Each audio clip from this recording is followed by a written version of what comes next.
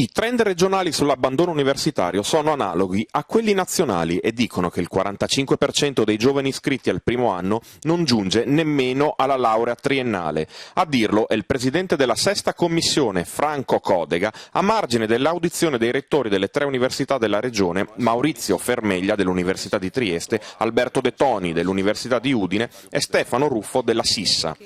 La Regione ha comunque fatto un ottimo sforzo, passando dal 2015 al 2016 da 14 a 17 milioni investiti nella ricerca e nel sostegno al sistema universitario. Essendo questo un grave problema, conclude Codega, resta comunque l'auspicio di riuscire a trovare ulteriori risorse per aumentare i fondi a favore dell'università. La qualità e i miglioramenti apportati in 3 anni, anche sul piano delle coperture finanziarie e delle leggi, sono un dato oggettivo e questo lo ha affermato il positivo giudizio che la Corte dei Conti ha dato nella sua relazione. A dirlo è il presidente della prima commissione, consigliere regionale del PD, Renzo Oliva, a margine dell'esame, da parte della stessa commissione, della relazione della Corte dei Conti sulla copertura finanziaria delle leggi regionali 2015 e sulle tecniche di quantificazione degli oneri.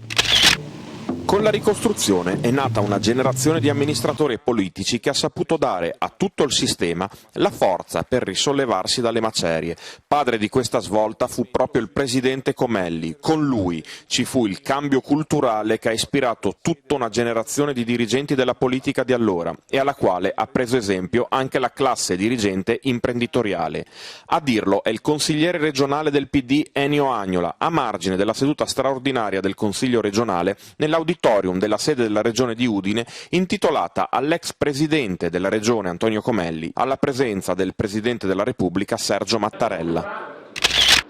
La Regione FVG ha colto la sfida per contrastare il fenomeno dello sfruttamento e la violenza sui bambini e si è impegnata a rinforzare, in collaborazione tra consultori familiari e ambiti dei servizi sociali dei comuni, le équipe per il contrasto al maltrattamento nei confronti dei minori e per la presa in carico dei bambini e delle loro famiglie.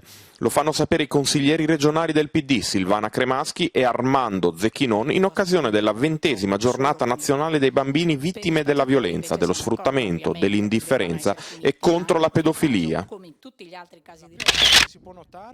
Oggi, grazie al sopralluogo alla Ferriera di Servola, abbiamo avuto la possibilità di constatare che il cambiamento di questa realtà è in atto e che l'investimento privato di oltre 170 milioni di euro da parte di Siderurgica Triestina sta assumendo un positivo impatto su ambiente, salute e occupazione.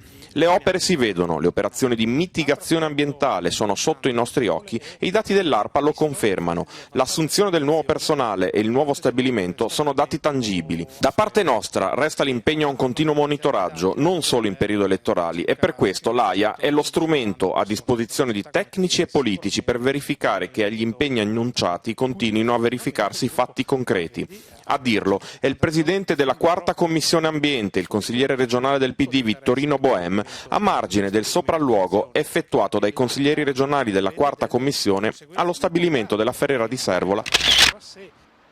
Il manufatto di Piazzale 26 luglio, progettato dagli architetti Gino Valle e Federico Marconi e dallo scultore Dino Basaldella, rappresenta il simbolo della resistenza per la città di Udine e per l'intero Friuli.